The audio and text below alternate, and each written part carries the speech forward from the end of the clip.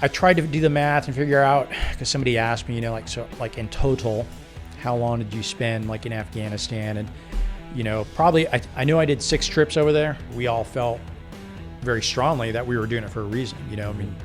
9/11 just happened. We're going over there to, basically get rid of Al-Qaeda, overthrow the Taliban who'd been harboring them. And so instead of taking 96 hours to plan a mission, literally it got down to probably about 4 hours of like, hey, here's a bad guy.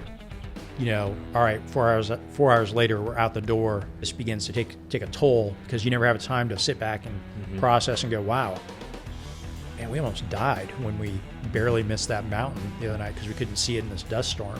I was in an accident myself when I was over there. We ended up being on the ground for about 24 hours till we got picked up the next night. And you talk about, like the Afghan people, and I know this, and I know that good has been done. There were girls in Afghanistan now who were able to go to school for the first time.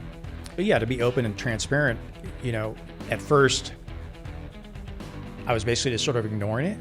That was my defense mechanism. I'm just not going to watch the news. I'm not going to worry about it. Some of the questions that people have asked, I've definitely asked, even though I know the answers, at least I think I do, was it worth it? Right. The families whose, sons, daughters, husbands, wives, spouses have been killed, was it worth it? And I really have to just sort of watch where I let my mind go to, because I can easily see myself falling into this trap of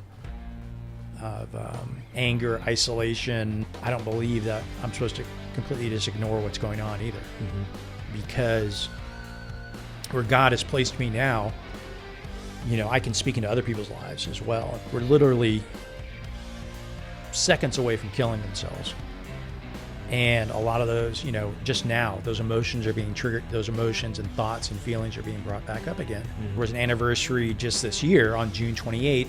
That was when some friends of mine and many others, when the aircraft was shot down in Afghanistan, and we lost 16 people total on that aircraft, plus there was another 3 SEALs that were killed during an ambush. And I think a lot of veterans, especially those that served in Afghanistan, feel like they've been cast out, with what they did.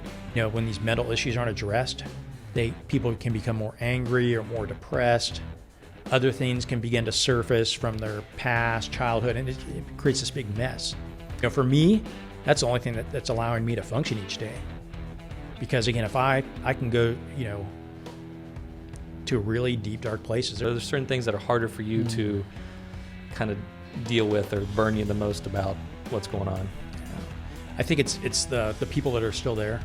I don't know what the right answer is on that, but I think that's probably one of the biggest things. It's that injustice that we see happening, and just going, is there another way? Could we do this differently?